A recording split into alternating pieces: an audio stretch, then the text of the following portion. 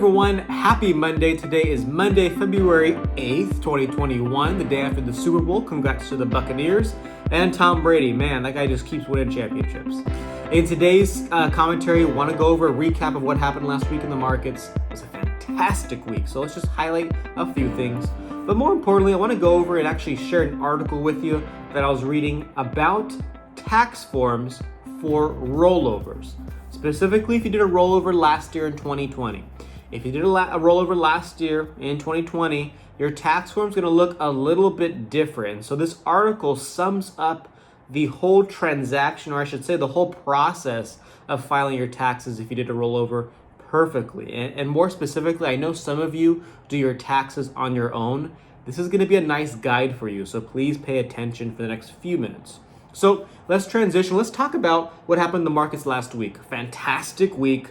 We actually rallied from the correction that we had, as I mentioned in last week's commentary. I did feel that we were having a minor pullback in the markets. We were having a correction.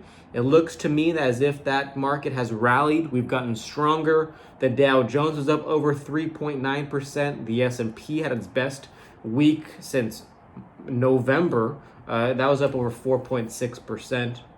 And the NASDAQ was up over 6% last week. So a few signs that, hey, the markets are getting stronger from this recent pullback.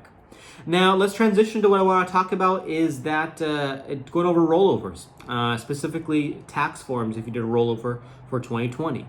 I'm going to read verbatim a couple paragraphs from this article that I found. It's from Investment News. It's by Ed Slott on February 3rd, 2021. I want to give credit where credit's due. He did a fantastic job of summarizing this for folks. And so here's what I want to start off with.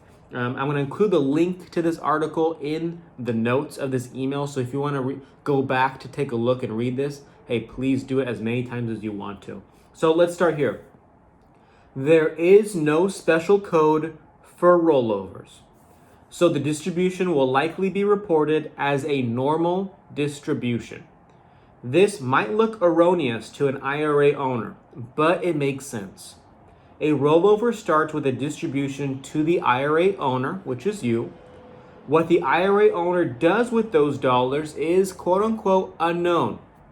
Upon distribution, the custodian, which in this case, the custodian is the company that held your company's sponsored retirement plan. So for many of you, that's going to be maybe T. Rowe Price, Vanguard, Fidelity, Transamerica, just name a few.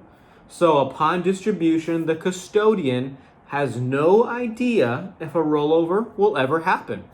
It's up to the IRA owner, of course, you, to indicate a rollover on their tax return, and that's relatively easy. The total distribution from the IRA must be indicated on line 4A as an apple of Form 1040 when filing the federal income tax return. Then enter rollover next to line 4B as in boy. If the total distribution was rolled over, enter 0 on line 4B as in boy. Otherwise, enter the portion not rolled over on line 4B as in boy. Note that the receiving custodian, so for many of you, because this is going to my clients, that's going to be Charles Schwab, the receiving custodian will furnish the IRA owner, which is you, the IRS, will furnish the IRA owner and the IRS with Form 5498, which will officially confirm the rollover amount. It is not necessary to file Form 5498 with the tax return.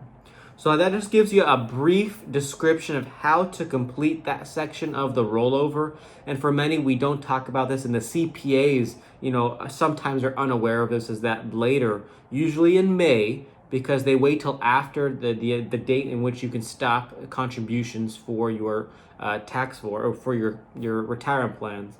Form 5498 will be given to you probably in May of this year. That will show the rollover amount received by Charles Schwab. So that's what I want to share with you today. A little bit of heavy stuff, so if you want to take a look at it again, please feel free. I'll include a link to this article in the email today. I look forward to talking to you soon. Have a great start to your week. Stay safe and have a great week. Take care. Bye-bye.